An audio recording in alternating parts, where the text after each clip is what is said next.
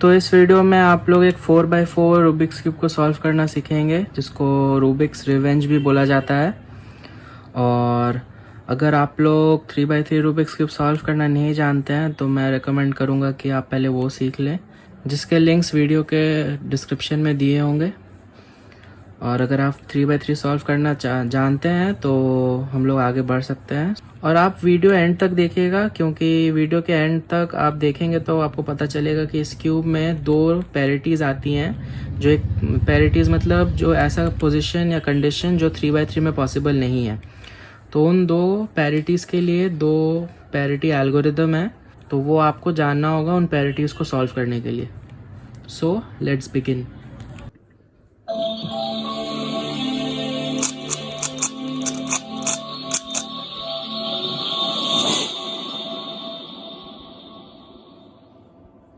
तो एक 4x4 Rubik's cube में कलर स्कीम सेम होता है। वाइट के ऑपोजिट येलो, रेड के ऑपोजिट ऑरेंज, ग्रीन के ऑपोजिट ब्लू। और जो पीसेस होते हैं वो भी सेम होते हैं। कॉर्नर होते हैं, एक सेंटर्स होते हैं जिसमें एक कलर है, और एज पीस होते हैं। बस 3x3 से इसमें डिफरेंस ये है कि सेंटर पीसेस या 4 पीसेस को लेके बनता है, और एच पीस 2 पीसेस को लेके बनता है। और 3x3 रूबिक्स क्यूब में सेंटर पीस का पोजीशन कभी चेंज नहीं होता है। मतलब वाइट सेंटर हमेशा येलो के ऑपोजिट रहेगा, और वैसे हर कलर के सेंटर उसके कॉरेस्पॉन्डिंग कलर के ऑपोजिट रहेंगे। बट एक 4x4 में सेंटर्स चेंज होते हैं, मतलब 4x4 के सेंटर्स फिक्स नहीं है। तो इसका मतलब है कि एक 4x4 स्क्रैम्बल्ड 4x4 को सॉल्व करने का पहला स्टेप हमारा यही है कि हमें सेंटर्स को बनाना होगा। सेंटर्स बनाते टाइम हमें अपना कलर स्कीम भी ध्यान में रखना है कि जिस कलर के ऑपोजिट जो सेंटर होना चाहिए वो उसके ऑपोजिट ही हो। और ये भी ध्यान में रखना है कि कौन सा कलर किसके बाद आता है। जैसे रेड के राइट साइड में ब्लू होगा अगर वाइट ऊपर की तरफ है तो वो भी हमें ध्यान में रखना है, क्योंकि अगर यहाँ पे सेंटर्स बनाते टाइम हम लोग गड़बड़ करेंगे तो हमारा क्यूब सॉल्व नहीं होगा। तो इसको सॉल्व करना स्टार्ट करेंगे हम लोग अपना पहला सेंटर बना के, जो कि यूजुअली सब वाइट से बनाते हैं, तो मैं अभी वाइट ही से बना के दिखाऊंगा आपको। तो सेंटर्स बनाने के लिए हमें क्या करना है, हमें सिर्फ इन 4 पीसेस पे फोकस करना है, बाकी सबको इग्नोर करना फिलहाल के लिए।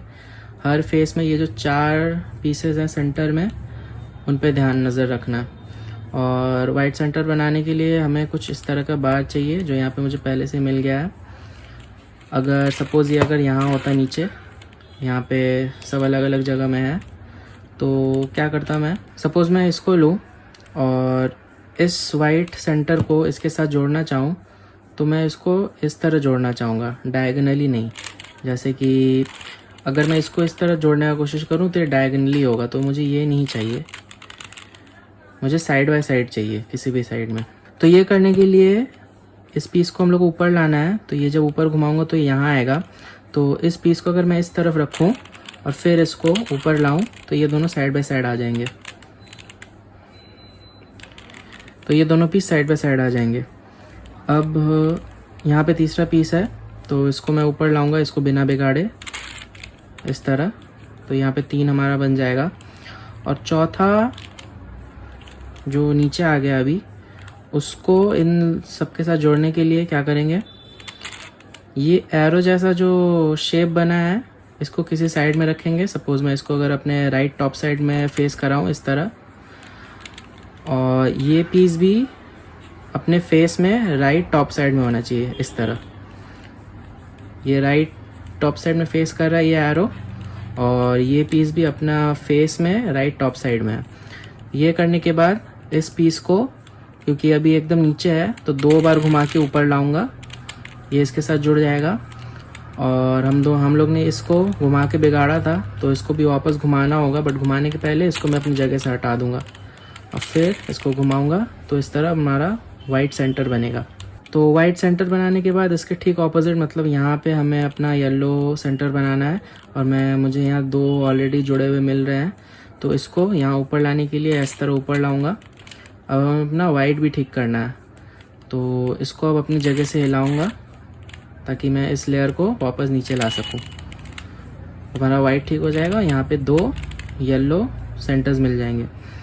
अब ये हमारा तीसरा है, तो इसको भी ऊपर ले आऊँगा, और फिर अपना ये जो वाइट सेंटर्स बाहर निकल गए हैं, इसको फिक्स करूँगा। तो इसको जगह से हटाऊँगा और फिर इसको नीचे लाके वाइट ठीक करूँगा और यहाँ पे 3 पीस आ गए। और चौथे पीस के लिए भी सेम करना है। ये एरो जैसा शेप बना है, इसको या तो किसी साइड रखना है। सपोज़ मैं अगर इसको अब लेफ़्ट साइड में रखूँ, लेफ़्ट टॉप की तरफ, और ये येलो भी इस अपने फेस में लेफ़्ट टॉप की तरफ है, तो अब मैं इसको ऊपर लाके ज्वाइन कराऊँगा। फिर इसको अपनी जगह से हटाऊँगा ताकि मैं अपना वाइट सेंटर को फिक्स कर सकूँ।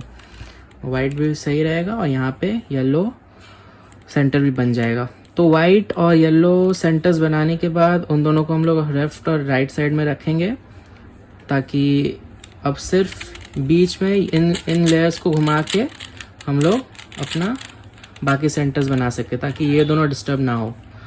तो सपोज़ अगर मैं अब रेड बनाना चाहूँ, यहाँ पे रेड 2 ऑलरेडी बने हुए हैं और यहाँ पे एक और रेड सेंटर है, तो इसको ऊपर ले आऊँगा।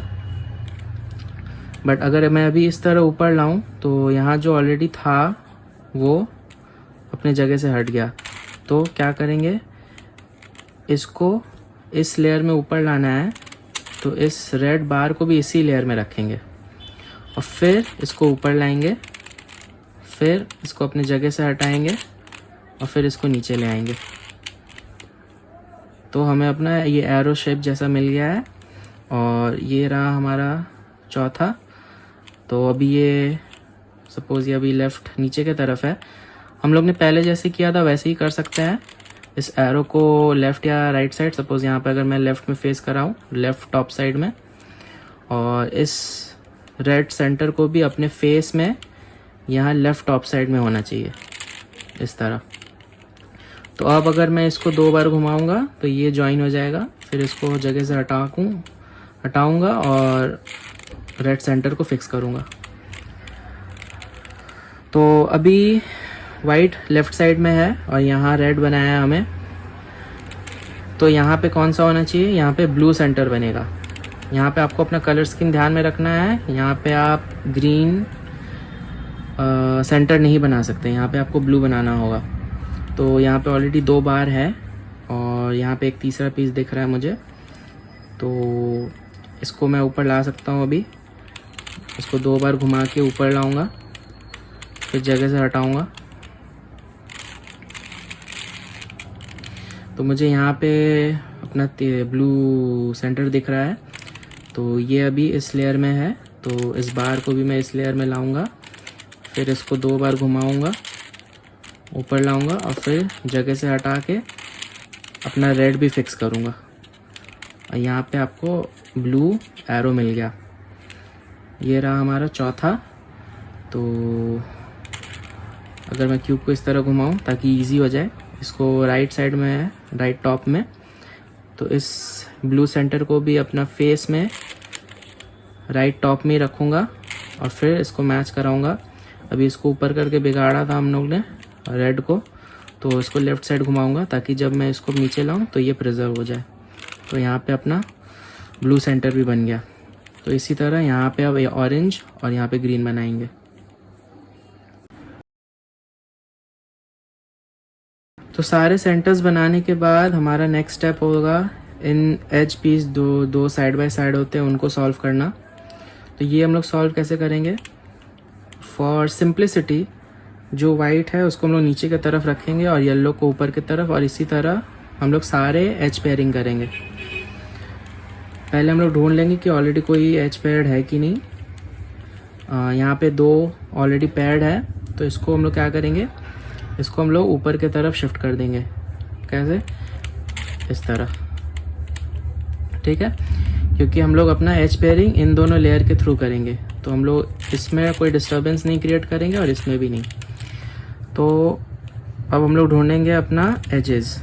सपोज़ अगर मैं इसको सॉल्व करना चाहूँ तो इसका पैर यहाँ पर है, तो हमें क्या है, ये दोनों पैर साइड बाय साइड चाहिए, यहाँ पर और यहाँ पर। तो इसको यहाँ लाने के लिए क्या करूँगा, इस तरह ले आऊँगा। अब ये यहाँ था, मुझे ये यहीं पे चाहिए, तो इसको वहाँ लाने के लिए पहले इसको हटाऊँगा जगह से और फिर इसको लाऊँगा और इसको नीचे ले आऊँगा। तो अब ये दोनों साइड बाय साइड आ गए। तो हमें साइड बाय साइड एजेस नहीं चाहिए, हमें डायगोनल चाहिए इस तरह। तो अगर साइड बाय साइड आपका एज है तो यहाँ पे आपको एक फ्लिपिंग एल्गोरिदम है वो करना होगा। सिंपल सा एल्गोरिदम है R U R prime U prime F prime U F. ये एल्गोरिदम करेंगे तो आप देखेंगे कि आपके ये दोनों एच पीसेस डायगोनली आ चुके हैं। तो डायगोनली अगर आपके पीस आ जाएंगे तो आप क्या करेंगे, आप इसको इसके साथ जोड़ेंगे, इस लेयर को इधर घुमाकर इस तरह, तो आप देखेंगे कि ये दोनों मैच हो गया। अब हमें अपना सेंटर सही करना है, बट सेंटर सही करने के पहले हम लोग इस पीस को ऊपर टॉप लेयर में भेज देंगे, जैसे हम लोग ने इसको भेजा था। तो वो कैसे भेजेंगे, इसको टॉप में ले जाएंगे, फिर इसको जगह से हटाएंगे और फिर इसको नीचे ले आएंगे। हमें ये भी ध्यान रखना है कि हम लोग जब इस पीस को ऊपर ले जा रहे हैं तो कोई ऑलरेडी सॉल्व्ड एज को हम लोग नीचे ना ले आए।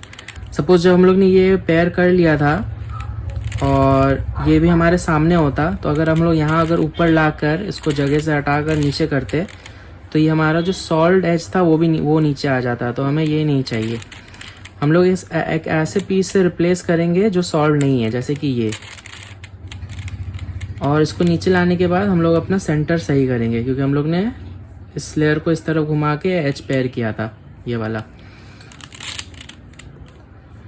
तो इस स्टेप में हमें ध्यान रखना है कि जब हम लोग अपना एक एच पेयर कर लेंगे इस लेयर को या इस लेयर को घुमाकर, तो हमें अपना सेंटर हमेशा सही करना है। तो सपोज अगर मैं इस पीस को सॉल्व करना चाहूँ और इसका करस्पॉन्डिंग पीस यहाँ पर है, तो इसको मैं ऊपर ला सकता हूँ इस तरह। ये दोनों डायगोनली आ गए हैं। अब मैं वापस इस लेयर को घुमाकर इन दोनों को पेयर कर दूंगा और फिर इस पीस को ऊपर भेज दूंगा, और फिर एक जो सॉल्व नहीं है पीस, उस पीस के साथ रिप्लेस कर सेंटर्स को सही कर दूंगा। तो आपके एज पेयरिंग के प्रोसेस में आप एक ऐसे सिचुएशन में आएंगे जब आपके यू लेयर में जितने एच पीसेस के प्लेसेस हैं वो सब सॉल्व होंगे, ये सॉल्व चारों प्लेसेस। और आप अभी सपोज इस पीस के ऊपर वर्क कर रहे हैं, देख सकते हैं कि ये डायगोनली है अभी, तो मैं इसको एक लेयर को घुमाकर इन दोनों को पेयर कर सकता हूँ। तो अब ऊपर में जगह नहीं है, तो अब क्या करूँगा, क्यूब को हम लोग यहाँ रोटेट कर अब इस लेयर को अपना यू लेयर बना के यहाँ पे अपने पीसेस को सॉल्व कर सकते हैं। तो पेयर कर आकर इसको ऊपर ले जाऊंगा, सॉल्व करूंगा, और एक जो सॉल्व एज पेयर नहीं है उसको नीचे ले आऊंगा और अपना क्रॉस ठीक करूंगा। तो कंटिन्यू करूंगा इस प्रोसेस को जब तक ये चारों प्लेसेस वापस फिल नहीं हो जाते। तो यहाँ पे ऑलरेडी एक पेयर मिल चुका है, तो इसको भी मैं ऊपर भेज दूंगा, सॉल्व हो जाएगा ये भी। और यहाँ पे ये दोनों पीस डायगोनली है, तो इसको इस लेयर को इस तरह घुमा के ये पेयर कर सकता हूँ और इसको फिर इस पीस से रिप्लेस करके सेंटर सही कर दूंगा। तो इस प्रोसेस को कंटिन्यू करते वक्त आप देखेंगे कि आपने जो स्टार्टिंग में यहाँ 4 पीस सॉल्व किए थे वो भी सॉल्व हुए हैं, ऑक्यूपाइड है, और ये इसको जो आपने यू लेयर बनाया था वहाँ पे भी ये चारों जगह फिल हो चुका है। तो अब अगर सपोज़ मैं इन दोनों को पेयर करूँ इस तरह, तो मेरे पास अब कोई जगह नहीं है इसको किसी पीस के साथ रिप्लेस करने के लिए। तो ऐसे सिचुएशन में आप क्या करेंगे, आप सपोज मैं इन दोनों पीस को सॉल्व कर रहा हूँ, तो यहाँ पे भी ये दोनों पीस सॉल्व नहीं है, तो मैं सिर्फ इस पीस को यहाँ ऊपर भेज सकता हूँ कुछ इस तरह। तो यहाँ पे 2 सॉल्व पीसेस आ गए हैं इन लेयर्स में, जो कि मैं जब इन दोनों को पेयर करूँगा तो वो बिगड़ जाएंगे, बट उसका आपको अभी टेंशन नहीं लेना है। वो आप जब सेंटर को सही करेंगे तो वो वापस सही हो जाएगा। तो आप जब ऐसे सिचुएशन में हैं जहाँ पे आपके यहाँ पे चारों फिल हो गए हैं, यहाँ भी चारों फिल हो गए हैं, और पेयर करने के बाद आपके पास कोई पीस नहीं है जिसके साथ आप रिप्लेस कर सके, तो उन दोनों को पेयर करने के पहले कोई भी एक अनसॉल्व पीस को आप अपने यू लेयर में भेज दो, और उसके बाद इसको पेयर करके उसको ऊपर भेज के उन पेयर के साथ रिप्लेस कर लो और फिर अपना सेंटर सही कर लो। तो आपके 2 पीस वो भी सॉल्व हो जाएंगे जो आपने इस लेयर में भेज दिया था। तो एज पेयरिंग करते करते आप इस फाइनल स्टेप में आएंगे जहाँ पे सिर्फ 2 पेयर बच जाएंगे। और इसमें आपको क्या करना है, अगर आपके पीसेस ऑलरेडी डायगोनली है तो आपको उनको साइड बाय साइड लाना है। तो ये कैसे करेंगे हम लोग, अगर डायगोनली है तो साइड बाय साइड लाने के लिए उन पीसेस को आप एक फ्लिपिंग एल्गोरिदम करेंगे जो हम लोग ने पहले किया था। फ्लिपिंग एल्गोरिदम था R U R prime U prime F prime U F. तो आपके ये दोनों पेयर साइड बाय साइड आ जाएंगे। देखिए green yellow yellow red and yellow red, दोनों अब साइड बाय साइड आ गए हैं। तो जब साइड बाय साइड आ जाएंगे ये पीस, तो अब इन दोनों में से किसी भी एक पीस को सिलेक्ट करके उसको अपने पीस की तरफ रोटेट करेंगे। सपोज अगर मैं इसको लूँ तो इसको आप इस तरह रोटेट करेंगे और अपना फ्लिपिंग एल्गोरिदम वापस करेंगे इसमें R prime U prime F prime U F, और फिर अपना सेंटर आप सही करेंगे। तो आप ये करेंगे तो आप देखेंगे कि आपके जो दोनों लास्ट पेयर बचे हैं वो सॉल्व हो जाएंगे। तो 4x4 क्यूब में जब आप सेंटर्स बना लेंगे और अपने सारे एज पीसेस को आप सॉल्व कर लेंगे तो ये बेसिकली अब 3x3 बन चुका है और इसको आप एक 3x3 की तरह सॉल्व कर सकते हैं। जैसे वाइट प्लस बनाना कुछ इस तरह, बस इसमें है ये डिफरेंस है 3x3 से कि यहाँ पे एज पीसेस 2 पीसेस से बनते हैं। तो वाइट प्लस बनाने के बाद होगा कॉर्नर सॉल्व करना कुछ इस तरह, और फिर इन दोनों लेयर को एक साथ सॉल्व होगा क्योंकि एच पीसेस 2 पीसेस से बन रहे हैं। तो एक 3x3 की तरह आप जब सॉल्व कर लेंगे तो आपका 3 लेयर सॉल्व हो जाएगा। और ये ज़रूरी नहीं है कि इसको आप बिगनर्स मेथड से ही करेंगे। अगर आपको सीफॉप आता है, जिसके वीडियो मैं बनाने वाला हूँ आगे, तो आप सीफॉप यूज़ करके भी इसको सॉल्व कर सकते हैं। आपके 3 लेयर बनने के बाद आपको एक पैरिटी मिल सकती है और नहीं भी मिल सकती है। अगर नहीं मिली है तो आप कंटिन्यू कर सकते हैं 3x3 की तरह सॉल्व करना। और अगर आपको पैरिटी मिली है तो यहाँ पे आपको एक पैरिटी एल्गोरिदम करना होगा। जैसे कि इसमें मुझे एक पैरिटी मिला है, वो मैं कैसे समझ सकता हूँ कि ये दोनों पीस फ्लिप्ड है, क्योंकि इस तरह का येलो पैटर्न एक 3x3 में पॉसिबल नहीं है। क्योंकि अगर आप देखें तो अगर मैं इन दोनों पीस को फ्लिप करूँगा, मतलब यहाँ पे भी येलो होगा, तो 3x3 में वो कुछ इस तरह का दिखता है।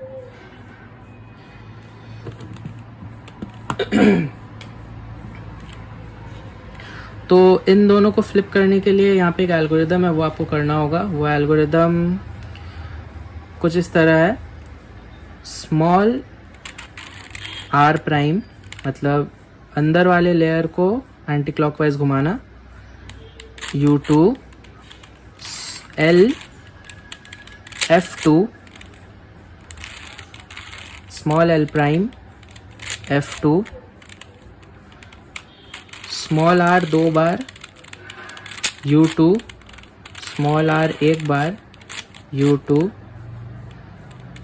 स्मॉल R प्राइम 1 बार U2, फिर F2, फिर स्मॉल R 2 बार और फिर F2। तो आपका ये पीस फ्लिप हो जाएगा।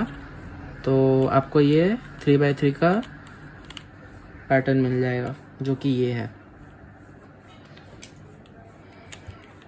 तो इसको आप कंटिन्यू कर सकते हैं 3x3 की तरह सॉल्व करना।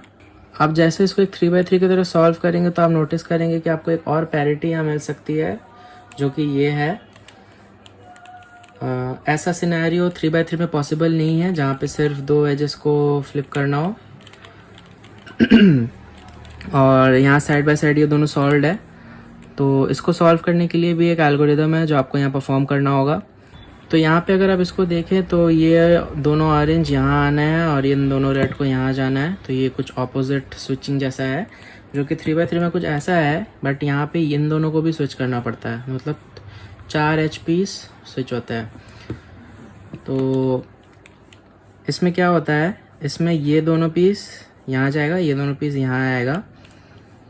तो इस पैरिटी को सॉल्व करने के लिए आपको ये एल्गोरिदम करना है, वाइड U 2 बार, मतलब इन दोनों लेयर को 2 बार घुमाना, फिर वाइड R2 2 बार, मतलब इन दोनों लेयर को 2 बार घुमाना, फिर U2, फिर स्मॉल r 2 बार, फिर U2, फिर वाइड R 2 बार और फिर U वाइड 2 बार।